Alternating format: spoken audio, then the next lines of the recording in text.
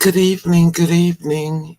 Well, I ought to be saying good morning because it's in the middle of the night. And I wanted to come to y'all right now because I had some extra time. And I was reading through an article and it really touched my heart. It was a shooting in North Carolina. And it really broke my heart to see. It's like, here we go again. Another massive shooting. And it makes me wonder what is going on with our children. So I want to share this with you. And so I'm going to play this video first, and then we'll come back and talk about it like we always do. But I want to give you some background on what I'm going to be talking about. But it's about a 15-year-old high school student in Raleigh, North Carolina, that shot 5 people and injured 2. So it's another senseless killing of a teenager. Okay, we're going to watch the video and then I'll come back.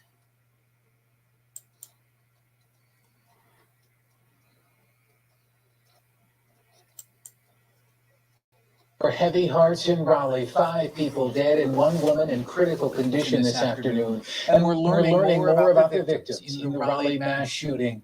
Neighbors in the Hedingham community reeling this afternoon, still processing that deadly act of violence that sent shockwaves through the city of Raleigh.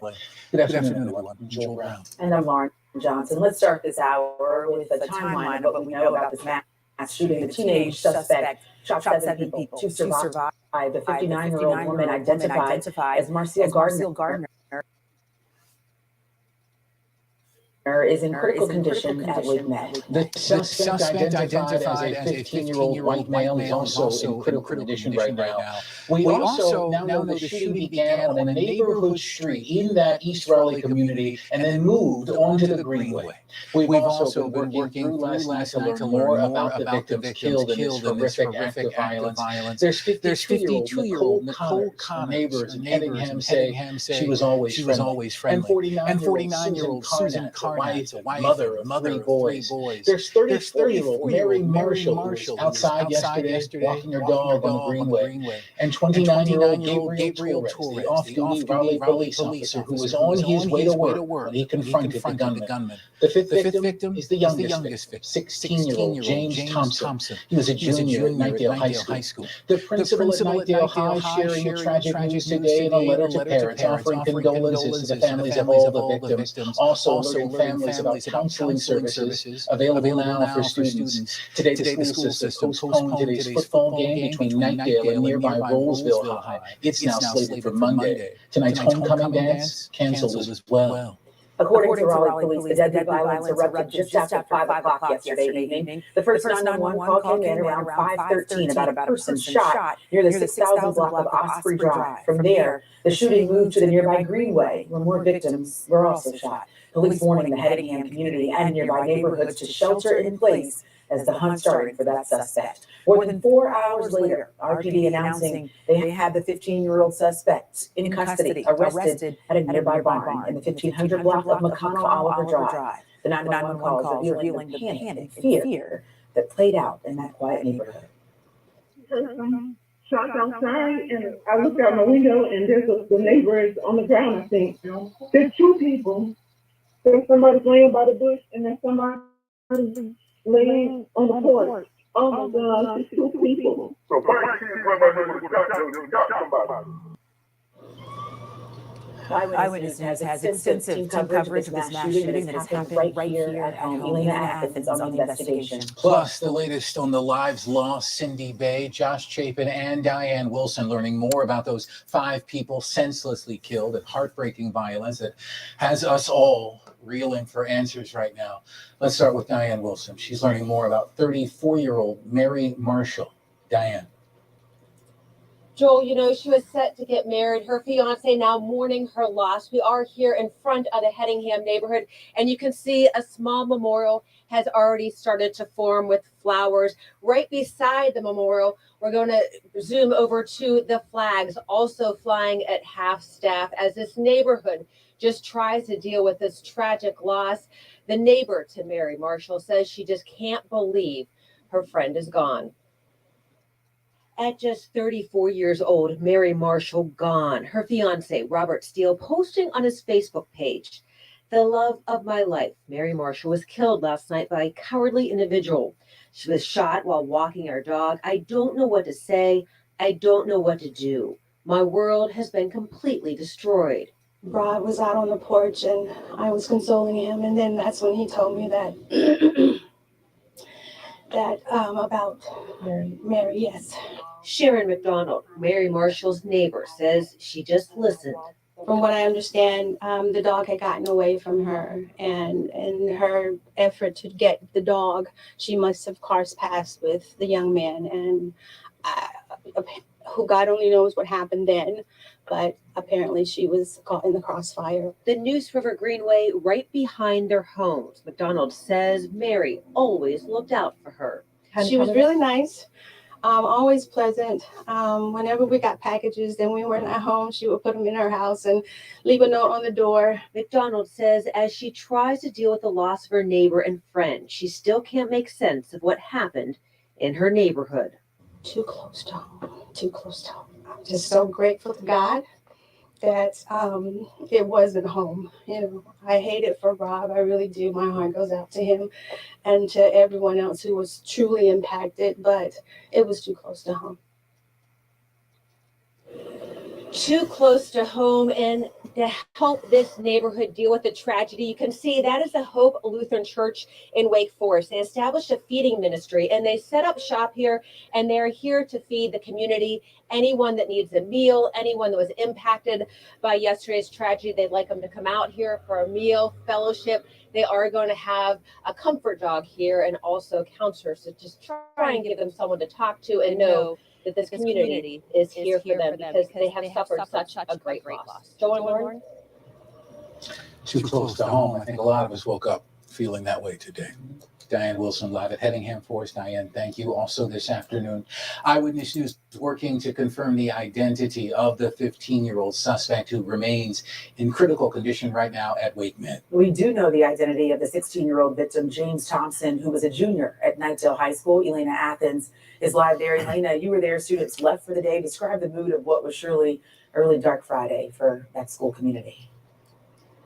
Yeah, at least one of the students I spoke with extremely upset and disturbed by the connection this school has to this mass shooting. The Wake County School District says that grief counselors were on campus today and they will continue to be here all of next week to help students. Now to the investigation. We know that the suspect is in custody right now. We met with the Wake County District Attorney, Lauren Freeman, within the last hour, and she says that her office will do everything it can to seek justice for the community. A juvenile petition has been filed in this case.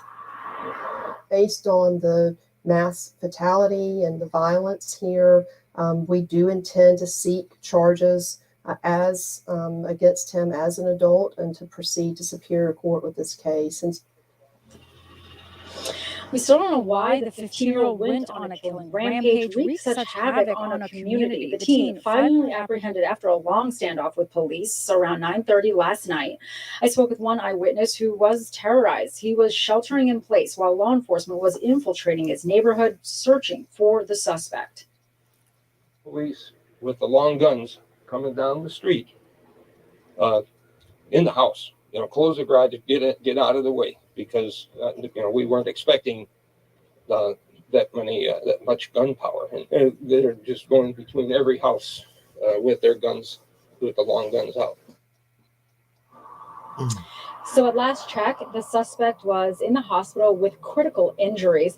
Police still don't know a motive or what kind of weapon was used, although some neighbors and eyewitnesses say it was a shotgun. We're live in Nightdale right now. Elaine Athens, ABC 11 Eyewitness News. Elena, thank you. And that mass shooting hitting the Raleigh Police Department, Officer Gabriel Torres among the 5 people killed. He was a husband and a father of a baby girl. Police say the teen suspect shot the off-duty officer as he was leaving home for work. Officer Torres is home just a few feet away from the Greenway. Josh Chapin continuing our team coverage over at the Raleigh Police Department. Josh, what else are you hearing about this fallen officer? Well, Joel, also to follow up on your off-duty comment, I think any officer worth his grain of salt will tell you that once they're heading to work, as Gabriel Torres was yesterday, they would tell you that they are on duty and ready to protect and serve.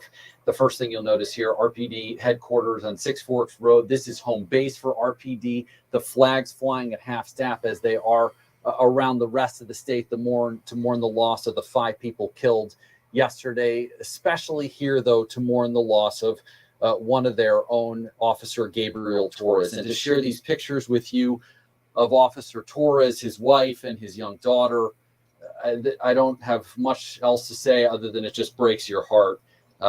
A young daughter, as you see from the pictures, our understanding is that Torres hadn't been in the force that long, just a couple of years, maybe 2 to 3 years. And Torres, from these pictures, and according to sources, served in the Marines, serving our country as well. As we pulled up here, we also saw Chief Stella Patterson get out of the car right to my right here.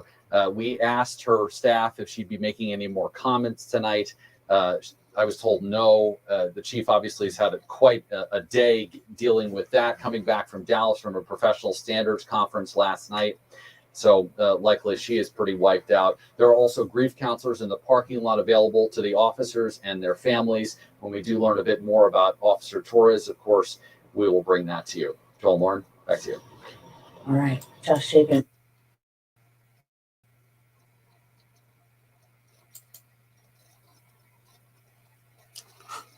Okay. All right. So I'm going to go over some things that I did learn about this senseless act.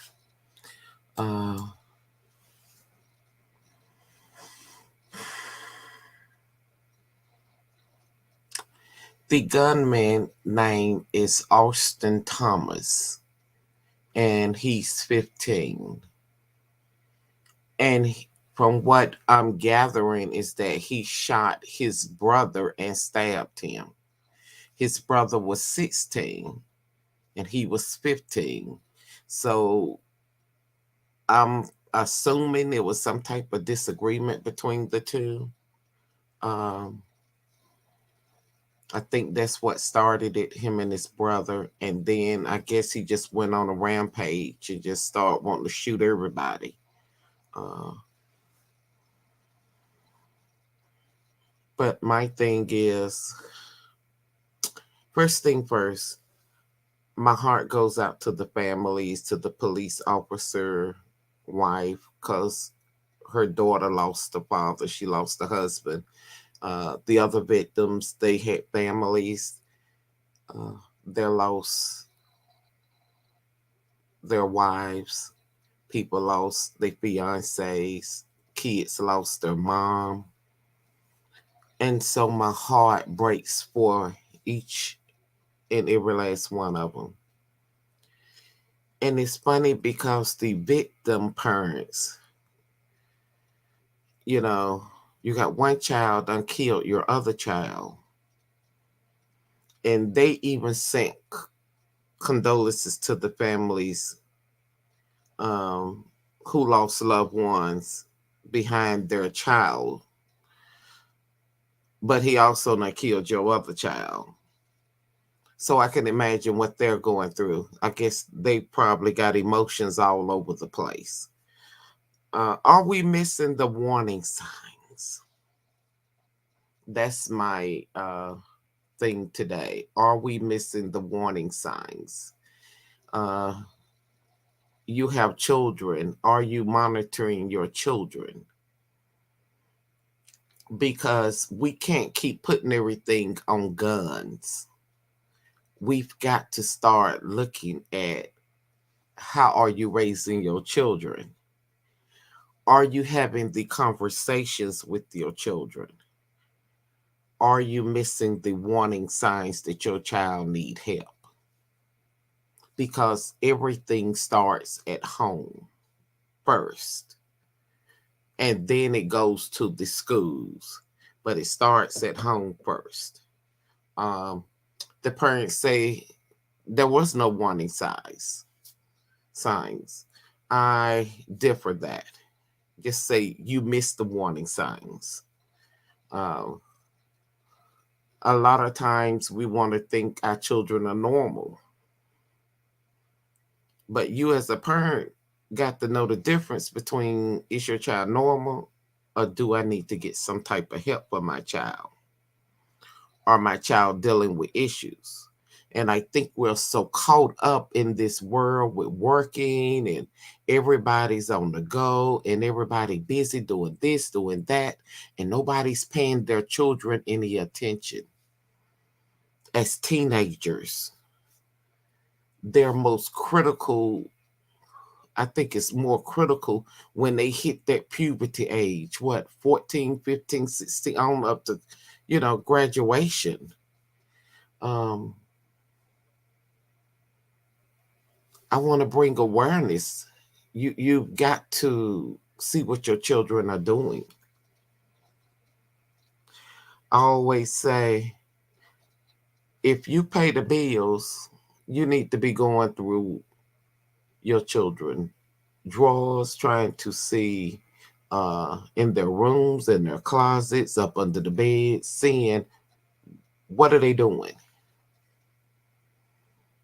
You need to find out as much information as possible, because they shouldn't be locking doors and they ain't paying no rent or they ain't paying no mortgage.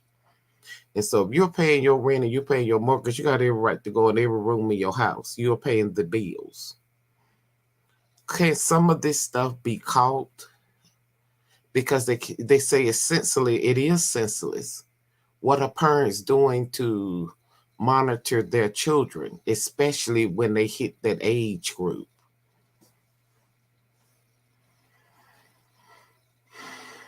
We can't put everything on the school system to raise our children.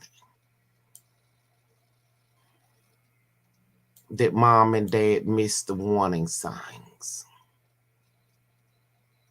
So now you have 5 innocent people that are deceased, 2 injured.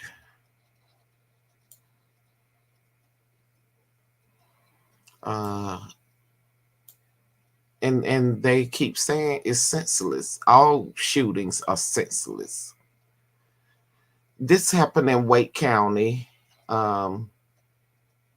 James Thompson was in the 11th grade. That was his brother that he killed. He was in the 11th grade. And Austin Thomas was the young man that shot everybody, and he was in the 10th grade at Kingsdale High School. And you're looking at what, 11th, 10th, 11th grade? One deceased, one in critical condition. But they're seeking to try him as an adult. And that's sad, because now they're seeking what? I mean, I don't know what they're going to seek, but just the fact that they've taken you out of juvenile and now they're moving you into adult. They're asking you to be tried as an adult. We're missing it. Parents got to get more involved.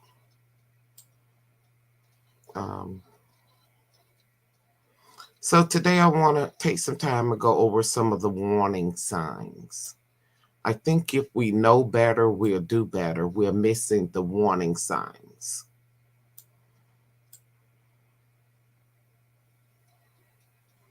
So that's what I want to do today. And some of this came from Psychology Today. This is my resource. And I want to say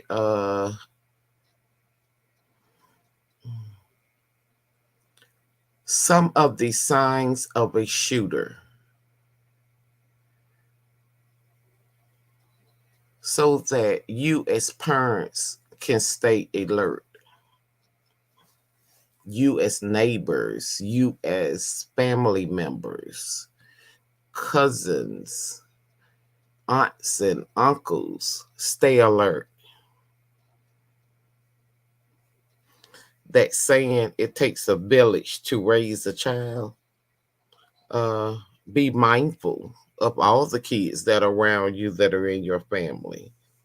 Sometimes moms miss it, but aunt pick up on it, or sister pick up on it, a brother picks up on it, that something is wrong with your family member. And it's okay to say something wrong with you. I mean, we've got to get out of that stigma of nobody wants somebody to seek mental health. If you got a mental health crisis going on in your life and you need help, go and get it.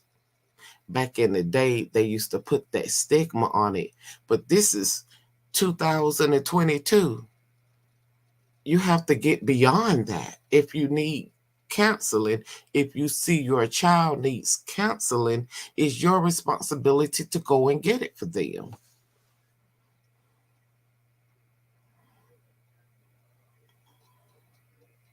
Are we missing the warning signs? So if you have a child that has no remorse, lack of remorse,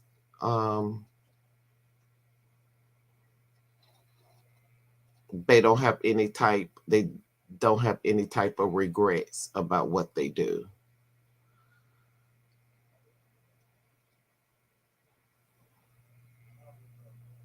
That's one of the warning signs. A child that lacks remorse.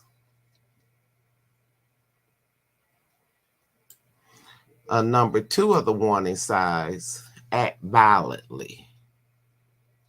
They may act violently towards a dog, or act violent, wanting to fight their siblings in the house. Violent can be verbally, it could be physical. The child has a history of emotional, social, and mental disturbance. Lack of emotional intelligence. That means the child don't fit in, or they feel that they don't fit in. You have some kids like that. They stay at home. They don't have any friends. Uh, Parents are not letting them make friends. I don't know if it's the parents not letting them make friends, or the child just not easy to make friends. Because you ought to have friends in school. You don't have anybody you talk to. But they're saying that the child has a history of social, emotional, and mental disturbance. They don't fit in, or they feel they don't fit in with their peers. Uh, a child that's obsessed with weapons. They tend to want to study on how to do different things with weapons and explosives, high power rifles. So if you finding that your child is all enthused about weapons, that's something that you need to be mindful of. If they are really wanting to learn a lot about guns. and they're 15 and 16, they shouldn't be around any guns. So it's up to the parents to make sure that you're putting your weapons up. You know, we want to talk about get rid of the guns. No, parents need to be more responsible. I'm not going to say we don't need to get rid of some guns, but it starts at home and parents are not being responsible, and they need to hold parents more accountable because your child got a hold of your weapon. How did a 15-year-old go get a rifle? Was it in the closet? Where was it at? You didn't have it under lock and key. And now your child now took your weapon and went out here and shot up the neighborhood. Uh, that's on the parent. You can't keep putting everything on the weapons. It's not the weapon fault. The gun wouldn't bother nobody. Your child wouldn't have touched it. Did you leave it so your child could get it? Are you mindful of bringing awareness? Resist learning, displaying ethical decision making. Your child may have displayed a sense of violence, their unhealthy ways. They don't have any friends, no meaningful friends. Kids that they hang with, kids that are like-minded, somebody, you know, it was like a little 2 or 3 of us in a group. We got together every day in the neighborhood and we went out and played. But if your child is sitting at home all the time and they don't have any friends or they don't know how to get along with other people, then that's a flag. You got to be mindful of this, because could they be getting teased in school? Could they be getting bullied? So a lot of times when I think of mass shootings, I'm wondering what was that shooter thinking about to make them want to do that? Another thing is the family dysfunctional. A lot of people have dysfunctional families. It's nothing to be ashamed of. Yours dysfunctional, mine dysfunctional, the neighbors dysfunctional. Nowadays, everybody got something dysfunctional in their family. That's human nature. But basically, high family dysfunction.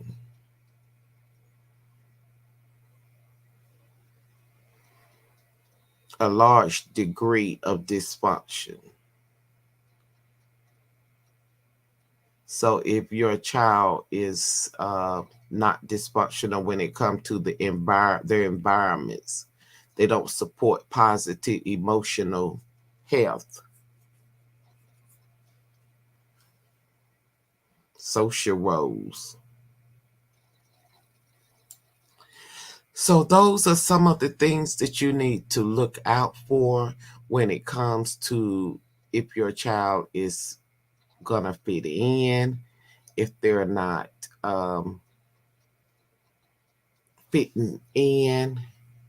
I say if they don't fit in, that means they're a loner. And I believe it's everybody's responsibility to stay alert, bring awareness, and look at the people that are around you. Look at your family members. Not saying they're going to go out here and do something this traumatic, but it's something that you need to be mindful of. And if you got children, put your guns up under lock and key so that your children cannot get to them. And I know we want to put everything on the gun makers and all that, but I still say it starts at home. And your 15-year-old has gotten a hold of your weapon. Should parents be held accountable? If to what degree, if any, should parents be held accountable if your child goes out here and kills somebody else? Are you responsible? And so when parents say I didn't see the warning signs. I think there was no warning signs. That's not true. Just say you missed it. You wasn't aware. You wasn't functional enough to see that your child need help. But you with them every day. And you see their behavior. You just didn't get them any help. Because there are warning signs and you overlook the warning signs. Let's say that we overlook warning signs because we don't want, nobody wants to feel like their child needs help. But I'd rather you say, my child needs help and let me get my child some help than to be faced with your child deceased or dead because he been shot by the police, or he's done killed a group of people and that's on your conscience and he's in jail for the rest of his life, when it's something you may can do to prevent that early on. When you see that your child needs help, seek that help for them. And we as parents got to stop pushing it under the rug. You know your child need help. Don't push it under the rug. Seek the help for them. Because I'd rather see them get help than to see them behind bars for the rest of their life, or deceased, or to see anybody deceased, because this was senseless. He's killed his brother and 5 other people. Well, 5 people, including his brother, and wounded 2. So my heart goes out to everybody that was involved. I would like to hear your comments, your feedback. Subscribe to my channel. I have a lot of different topics like this, just trying to bring awareness and make us more alert as what our children are doing. And if we see that they need some type of counseling, get it for them. Instead of putting it off or putting it in our mind that they're normal and they're going to be okay. I'd rather see you get help than you in jail for the rest of your life. Just be mindful and stay alert. I love y'all. Leave me comments. Tell me how you feel. If you agree or disagree, long as they positive, give me some feedback. Let me see things in a different way.